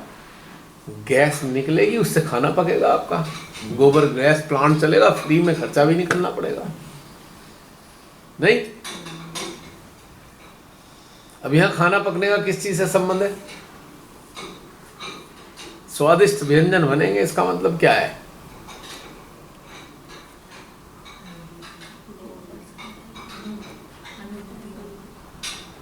अनुभूतियां, बेहतरीन अनुभूतियां होंगी जो आपको परमानेंट आनंदित रखेंगी। जैसे स्वादिष्ट भोजन कर रहे हो, यानी कि अच्छी अच्छी अनुभूतियों का आनंद ले रहे हो। नहीं, आप खुद अभी से, जब से याद हो अब तक का याद कर लेना। जब से आपने इस गोबर का सदुपयोग करना शुरू किया है, आपके जीवन की बहुत सारी प्रॉब्लम घट गई हैं। जब जोड़ने में लगे हुए थे तो प्रॉब्लम बढ़ती थी, अब सदुपयोग में आए तो प्रॉब्लम घटने लगी। महसूस करते हैं? घाटा हुआ कभी कोई? किसी का लॉस नहीं हुआ होगा। और अंदर से आनंद आ रहा होगा। खाने पीने के लिए कितना पैसा चाहिए एक अच्छे से खाना खाने के लिए? हमें मैं कह रहा हूँ एक आदमी पे भोजन पे 15,000 रुपये खाने पीने पे, इससे ज़्यादा कोई खर्च एक आदमी पे खर्चा नहीं हो सकता। 15,000 सब मिला लो। लेन देन पे कितना खर्चा कर लोगे इंडिविजुअल लेवल पे महीने भर का? 10,000 रुपये, 25,000 हो गए। बहुत अच्छे तरीके से बता रहा हूँ मैं। आपने अपनी ज़रूरत का सामान खरीदना है, पूरे साल का खर्चा कितना कर लोगे खरीदने पे? लाख रुपए लगा लो चलो, यानी कि इसमें भी हम 8,000 रुपये महीना जोड़ लें, कितने हो गए? 25,8 33,000 रुपीज़। ठीक है, घूमोगे, शौक में खर्चा करोगे, महीने का एवरेज निकालो साल का हटाकर, 25,000 रुपये महीना खर्च कर लोगे पूरे साल का। 2.5 लाख 3 लाख खर्च कर लोगे, कितने हो गए? 33 और 25 38 और 20 48 58,000। ठीक है, कमाई कितनी कर रहे हैं? 2.5 लाख 3 लाख रुपए। बच कितना रहा है? कमी आएगी क्या? मतलब आप एक वेल ऑफ फैमिली है जिसकी तनख्वाह भी सही है या बिजनेस अच्छा है, 2-2.5 लाख रुपए कमाता है इंसान, चाहे वो कलेक्टिव इनकम हो फैमिली चलाने के लिए। तो मैं खाने पीने और रहने पे बहुत ज़्यादा खर्चा करा, 70 से 75,000 रुपये कर लिया और मज़े से रह रहे हो, इससे ज़्यादा तो कुछ नहीं।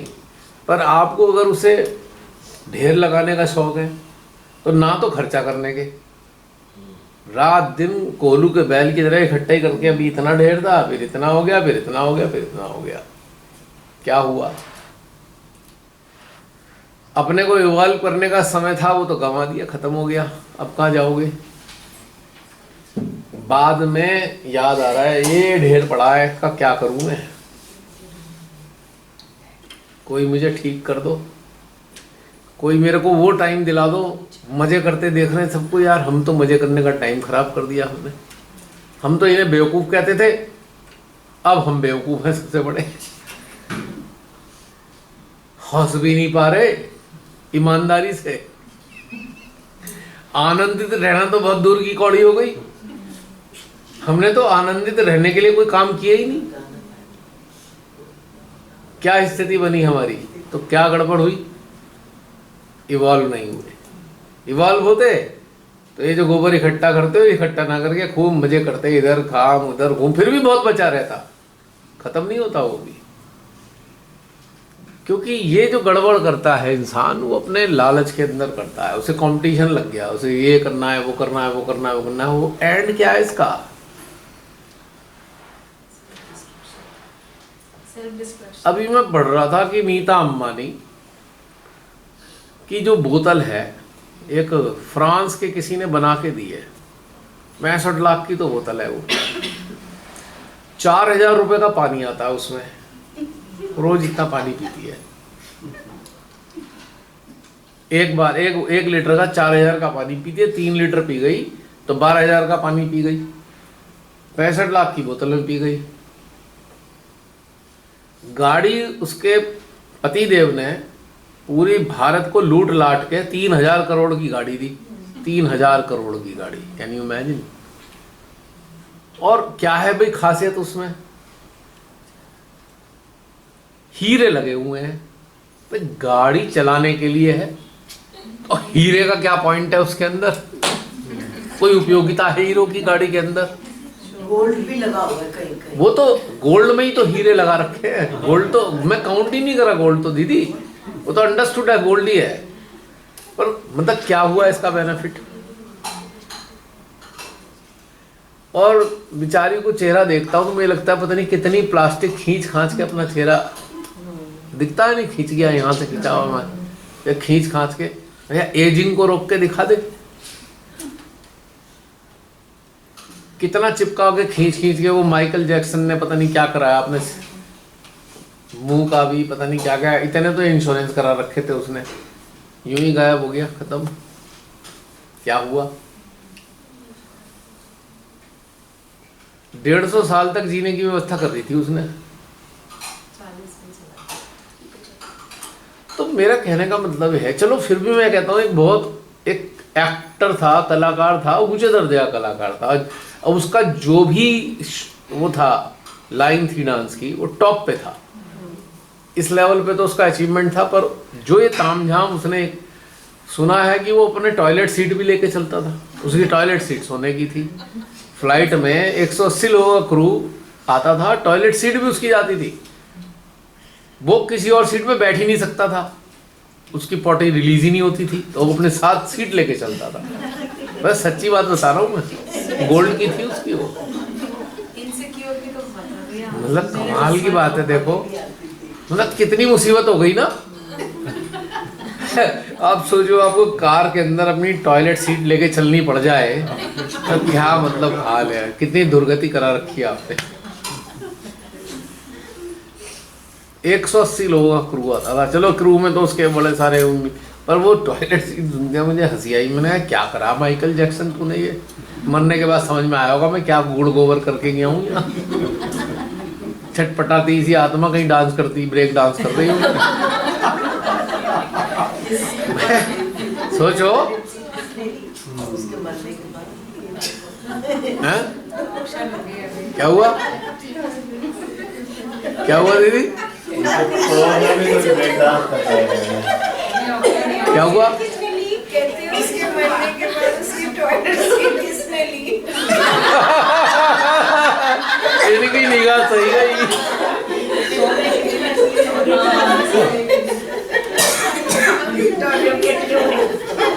तो सही बात कही दीदी ने, दीदी ने बिल्कुल सही बात कही।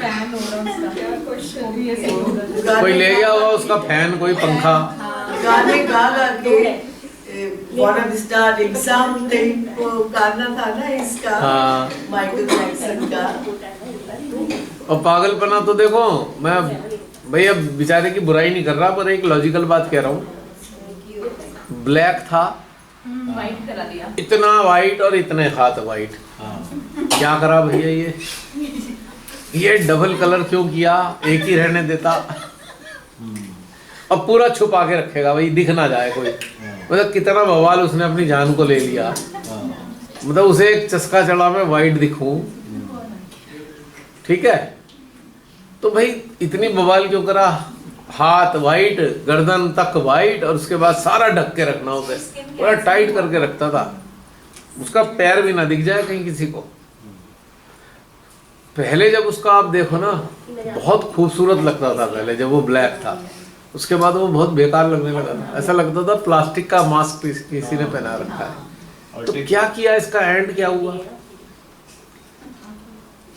अभी हमारे जो अंबानी जी हैं और ये हमारे अडानी साहब, पूरे बैंकों का पब्लिक का पैसा खा के बैठ गए। क्या ये अमर हो जाएंगे? संसार छोड़ के इन्हें भी जाना पड़ेगा ना। क्या होगा इनका एंड, क्या है? मतलब एक हवस इतनी है, क्या करोगे इसका? जब तक स्वस्थ है ना तब तक ये भाव ही नहीं आता। एक हमारे वो थे टाटा साहब, रतन टाटा, ग्रेसियस पर्सनालिटी। मेरे ख्याल से सारा मुंबई होगा उस वक्त उनके उसमें, जब वो उनकी अर्थी गई होगी। कौन ऐसा रहा होगा जो उसमें शामिल नहीं हुआ होगा, और ऐसा शामिल नहीं शक्ल दिखाने के लिए। जीरो हेटरेट बोलते हैं, मीडिया में बोला जीरो हेटरेट पर्सनालिटी। हाँ, किसी से कुछ नहीं कहना, most respected person, most respected पूरे वर्ल्ड में। ऐसा नहीं भारत में रिस्पेक्टेड। कितनी ऐसी फैक्ट्री वो चलाते थे जिसमें प्रॉफिट नहीं था कर्मचारियों के लिए, कि उनको कोई दिक्कत ना आ जाए। एम्प्लॉइज तो बहुत हुए हैं, वो इतना रिस्पेक्ट एम्प्लॉय ऐसे इंसान। एक बार उनके उसमें एक डॉग आ गया तो परमानेंट वो वहीं था, फिर उसके खाने पीने का रखने का ध्यान। बरसात में उन्होंने देखा है, बरसात में मैं भाई ये जाना नहीं चाहिए अब यहाँ से।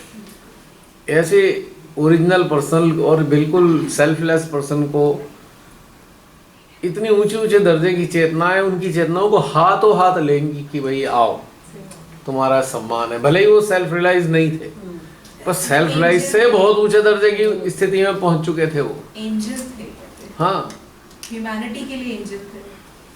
इनको कौन से नर्क में फेंका जाएगा सोच लो आप। नर्क में नहीं मिलेगा। ये तो बर्डन है, अदानी अंबानी को बर्डन है। हवस देखो कि ये भी खा जाऊं, वो भी खा जाऊं, वो भी खा जाऊं, सब खा जाऊं, नेचर को डिस्ट्रॉय कर रहे हैं। सारा खोद मारा, सारा गंजे कर दिए, जंगल के जंगल कोयला निकालने के चक्कर में बर्बाद कर दिया। तो कहने का मतलब यह है कि अवेयरनेस को आपने क्या दिया। हम तो दाग की बात कर रहे हैं,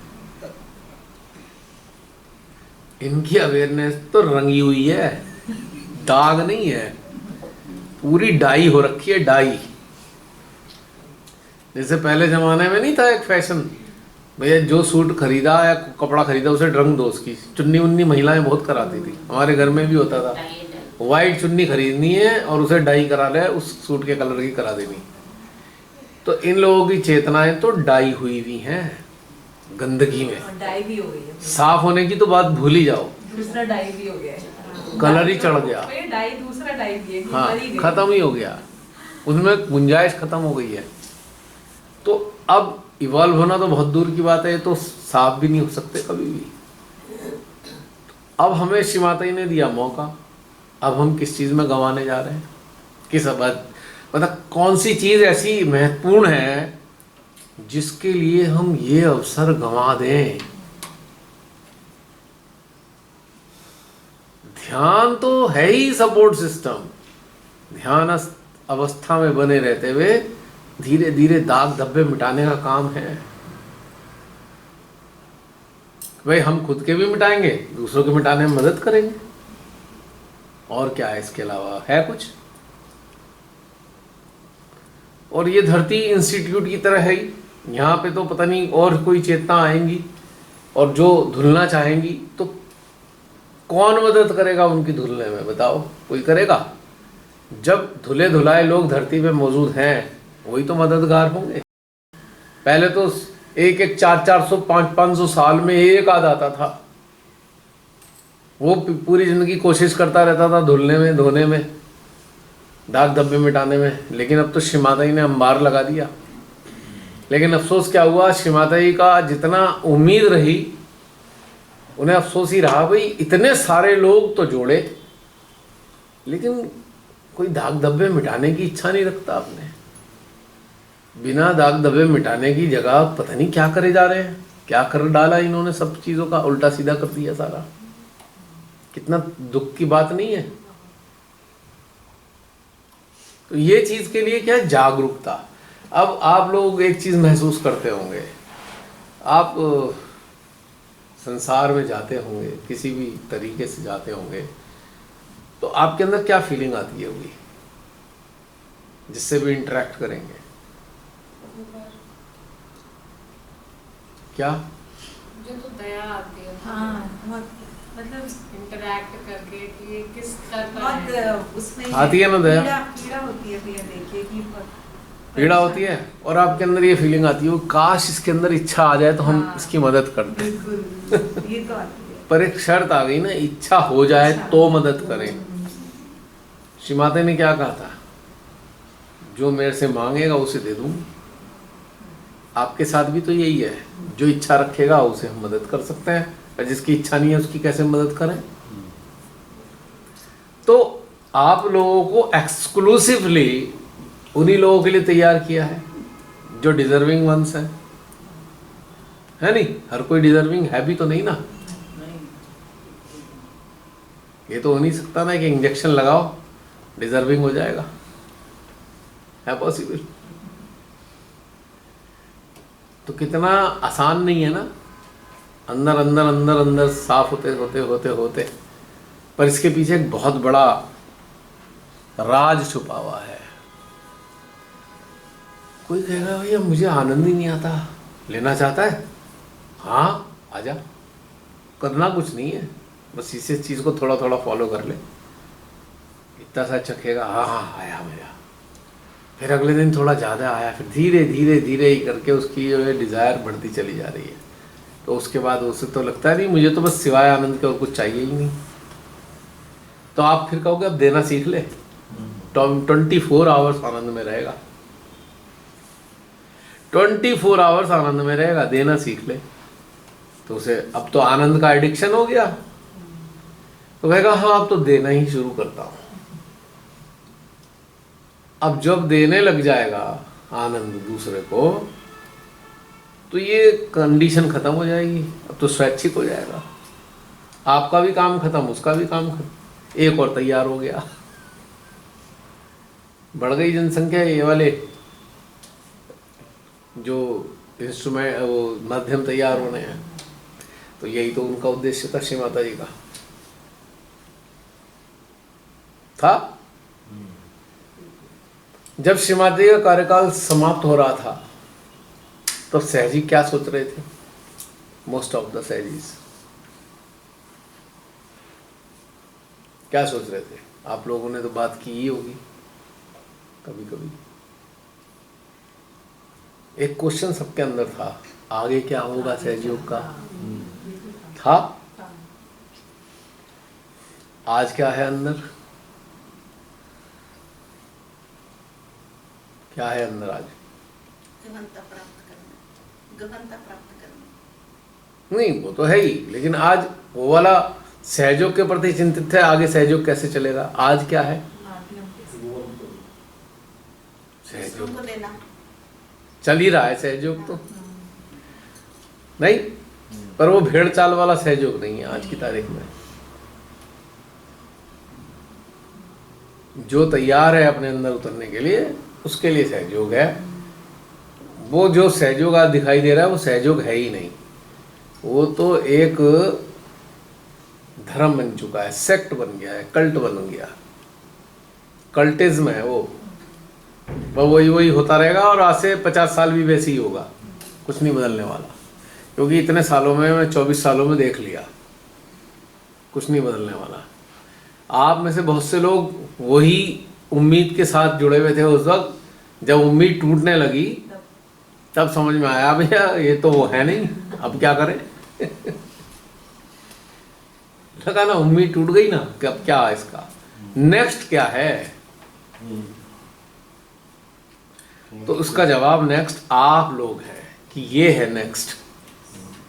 इतने दिन में इतने तो तैयार हो ही गए ना, कोई प्रश्न करेगा तो बताएंगे हाँ यही नेक्स्ट है, इसके आगे तो बहुत सारे नेक्स्ट हैं लेकिन ये तो है ही मिनिमम नेक्स्ट। अब कोई कहे ऐसे कैसे दे दे, हमारे अंदर तो देना आ ही नहीं, आना भी तो चाहिए देना, जबरदस्ती थोड़ी बटन दबाया और देना शुरू हो गए। अपने अंदर है तो हम दूसरों को देते हैं, जब हमारे पास है तो हम दूसरों को देंगे ना। यानी कि पहले उसमें स्थित तो होना होगा, एक बार स्थित हो जाओ अपने आप आ जाएगा देना। उसमें कोई सीखना तो होता नहीं, उसके लिए कोई ट्रेनिंग तो है नहीं इसकी। कैसे दें वो तो आप जानते ही हो कैसे देना है।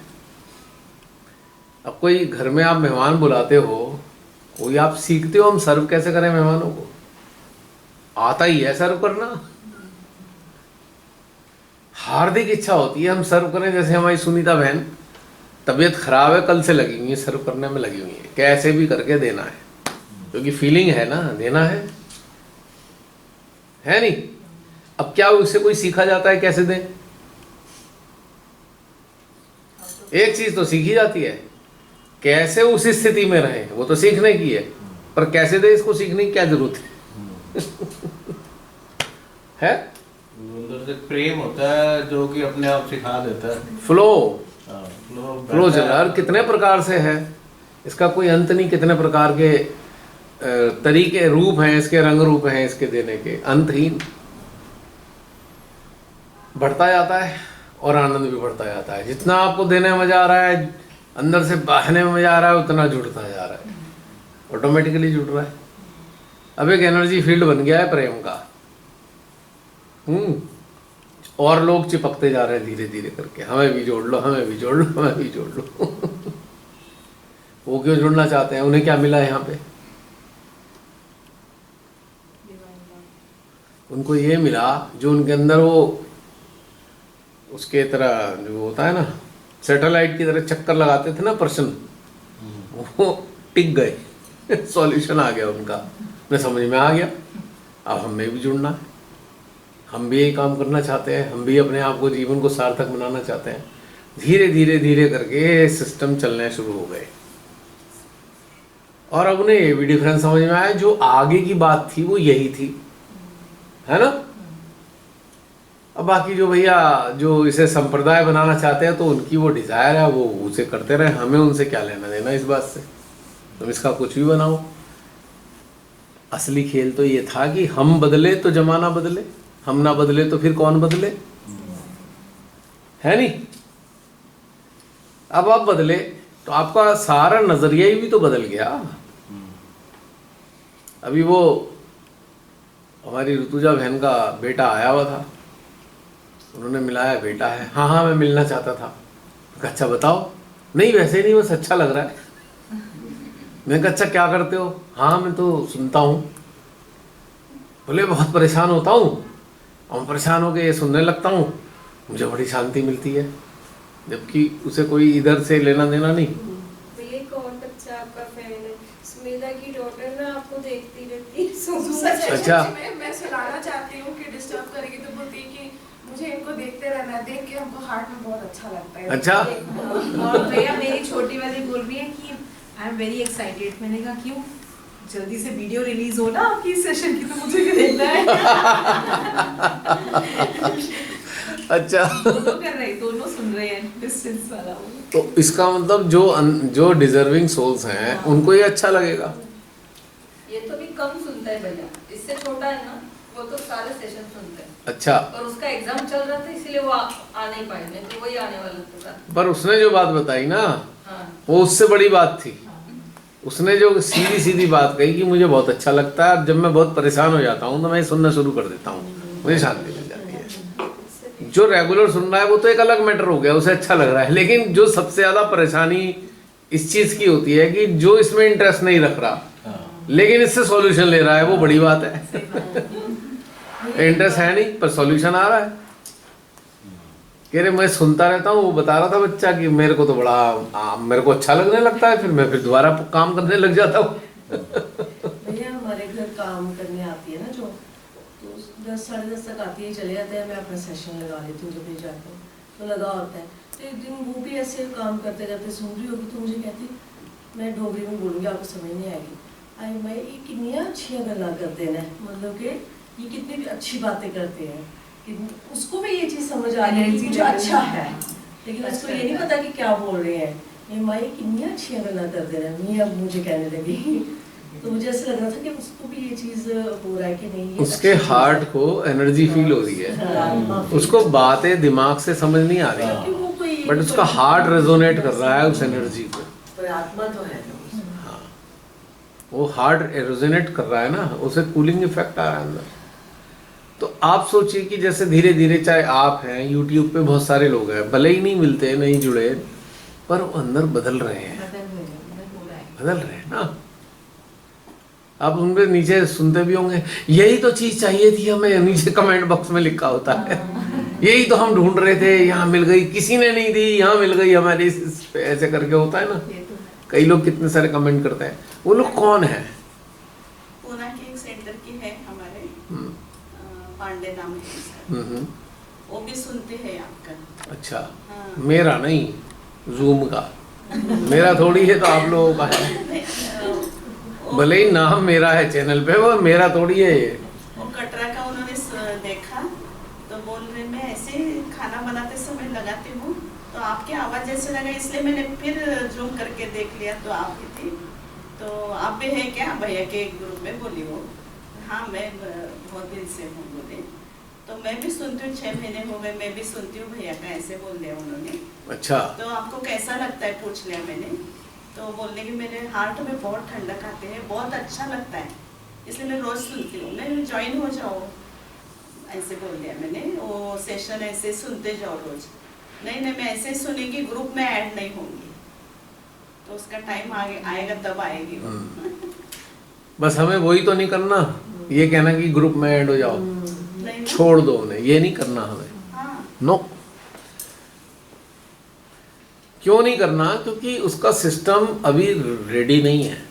अगर रेडी होगा तो खुद ही डिमांड करेगी, क्या करेगा या करेगी, जो भी व्हाटएवर है। ये हमारी मिस्टेक है। अच्छा तू भी आ जा, तू भी आ जा, तेरे फायदा हो जाएगा, नुकसान हो सकता है। उसे तो कुछ और चलना है उसके अंदर, आपने उसे बैठा दिया उधर तो नुकसान हो गया ना। अब उसने ऐसी बातें सुन ली कुछ तो फिर क्या होगा सोच लीजिए, सींग निकल आएंगे। कोई बात नहीं होगा, तभी से मैंने पहले ही बोला था ना भैया, ये आवाजें बाकी लोगों तक नहीं जानी चाहिए। कोई बहुत डिजायर करता है, उसे अच्छा लग रहा है, that is a different thing, वरना ये आवाजें हानि पहुंचा देंगी, टेम्परेरी हानि तो हो ही जाएगी। सींग निकल आए तो फिर क्या करेंगे आप? किसी के सींग निकल आए दोनों, क्या करोगे? समझ में आया? बता दीजिए सरनजीत जी क्या मतलब है इसका। सरनजीत जी जरा अच्छे से बता देंगे। जो कुछ कोई किसी बहाव में, कुछ नदी में चल रहा है, या कोई अभी पहली कक्षा में है या दूसरी कक्षा में है, तीसरी कक्षा में है, तो वो उसको करने दीजिए। उसको अगर थोड़ा सा ज़्यादा लेवल का बताएंगे तो वो हो सकता है उसको मुश्किल पड़ जाए, तो उसको अपनी क्लासें पूरी कर दें, पहली दूसरी 10th जब करके आ जाएगा, जब क्लासेस पूरी करके आएगा तो अपने आप कॉलेज में आ जाएगा, तब उसको पूरा समझ में आएगा। नहीं तो उसको फिर जो है हो सकता है कुछ वो दूसरा भी लगे कि भाई ये क्या कह रहे हैं, तो ऐसे कह रहे हैं बंधन लेना है नहीं लेना है, तो कुछ बोला नहीं उन्होंने। हाँ वो तो है, हो सकता है वो कर गया हो। बहुत अच्छा लगता है, हार्ट में बहुत ठंडक आती है, ऐसे बोलने उन्होंने। तो धीरे जब जिसको जबरदस्ती लाओगे ना, जिस दिन आपकी विचारों से तालमेल उसका खराब हो गया, आप कोई टारगेट पे रखेगा, फिर वो इन्हीं चक्करों में पड़े रहते हो, तभी गड़बड़ हो गया है सब कुछ, तो आप ही परेशानी में आओगे। इसलिए जबरदस्ती किसी के साथ नहीं करना। अब जिसको प्यास ही नहीं लग रही, उसके मुंह में बोतल लगा दो, क्या होगा? बताओ क्या होगा? पानी गिरेगा तो है ही। अगर उसने गटक लिया तो क्या होगा? अब फिर जो उल्टी कितनी गंदी लगती है ना, स्मेल कितनी गंदी आती है।